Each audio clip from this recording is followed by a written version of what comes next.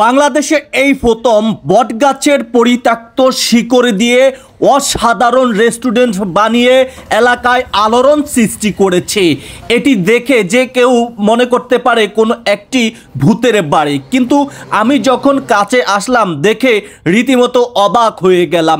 যারা যেখান থেকে আজকের এই ভিডিওটি দেখছেন, সম্পূর্ণ ভিডিওটি কন্টিনিউ করলে আপনারা অবাক হয়ে যাবেন। আমরা যে প্রশ্নটা ছিলাম, আপনি একজন দক্ষ কাঠমিস্ত্রি হয়ে এত সুন্দর করে, যেটাকে হচ্ছে বলা যায় বটগাছের শিকড়, মানে বটগাছের শিকড় এত দক্ষতার সাথে আপনি বের করেছেন, তাও আবার আপনার সেই টঙ্গর রেস্টুরেন্টে বানিয়েছেন, বা এখানে সমস্ত নকশাগুলো আপনার হাতের তৈরি, যেমনটা দেখতে পাচ্ছি।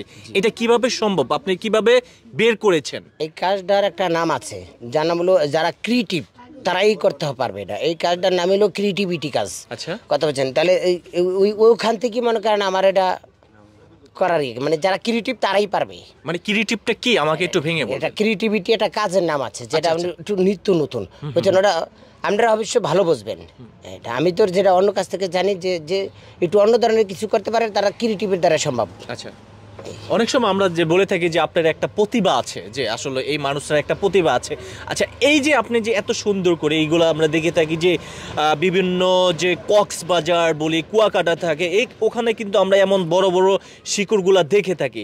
আপনি এগুলো কোথা থেকে সংগ্রহ করেছেন? আমার এলাকারই এগুলো, এই এলাকারই। আর এগুলো আপনি যদি একটু দেখি, হ্যাঁ, আপনি এই যে আমরা যেমনটা দেখতে পাচ্ছি বটগাছের শিকড়, এটা কি কিভাবে বানিয়েছেন বা কিভাবে বের করেছেন? আমি তো দেখি যে মানুষের প্লাস্টিক কিংবা কাগজের এমবিআর প্রসেসিংয়ের বহু কাজের ওগুলো হয়।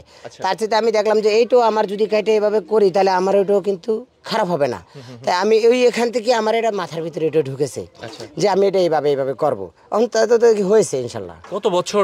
এটা 3 বছর ধরে আছে। 3 বছর চলমান অবস্থান রয়েছে। চলমান অবস্থা। আচ্ছা, আমরা এখন কোথায় অবস্থান করছি বা কোন জেলায় অবস্থান করছি? বোরহানুদ্দিন চরগাজীপুর 2 নং 1 নম্বর ওয়ার্ড। আচ্ছা আচ্ছা, এখানে কি সবাই যেমনটা আমরা দেখতে পাচ্ছি, আপনি যারা হচ্ছেন এখানে বসে খাবেন তাদের জন্য আপনি পানির ব্যবস্থা করেছেন, তাও আবার কাছের যে বোতল রয়েছে সেই বোতলে। আর প্লাস্টিকটা আমার না পছন্দ, কাছের জিনিসটা বোতলটা আমার খুব পছন্দ হয়। তাতে মানুষে ক্লিন, এটার লেগে কেউ অভিযোগ করে না, খুব পছন্দ করে রাখায়। কাছের বোতলটা ক্লিন, তো এটা খুব মানুষে পছন্দ করে। আচ্ছা, যেমনটা দেখতে পাচ্ছি আমরা এখানে, আপনি পাখির যে বাসাগুলো রেখেছেন, বা এখানে চাইলে কি পাখি রাখার কোনো ব্যবস্থা? না, এটা আপনার পাখির বাসাটা আরো অনেক ছিল। বর্ষায় একটু আমার নষ্ট হয়েছিল, উপরে গাছে ঠাইলা তো পরে ভাঙে আমার একটু নষ্ট হয়েছিল। আমি আরও অনেক আশা করি বেশ কিছুদিন ভিতরে অনেক বাবুই পাখির বাসা হবে। দেখতে একটু মানুষের সৌন্দর্য লাগে, কেউ আসে ছবি তোলে, জীবনে একটা স্মৃতি থাকে মানুষের কাছে।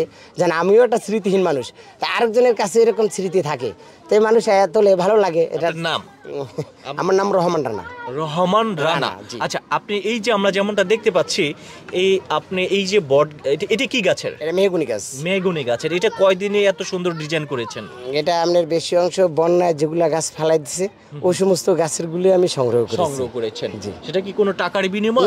না, আমার কাছ থেকে কেউ টাকা নেয় না। এই যে আপনার এলাকার লোকজন আপনাকে কিভাবে দেখছে বা কতটুকু সাপোর্ট দিচ্ছে? না, খুব অভিজ্ঞতা, তাদের অনেক সাপোর্ট করে আমারে, অনেক সাপোর্ট করে। আচ্ছা, আমরা বেশ কয়েকদিন আগে আপনার এই যে রেস্টুরেন্টটা দেখলাম যে ধুলায় একেবারে শূন্য অবস্থায় পড়েছিল, মানে কেন?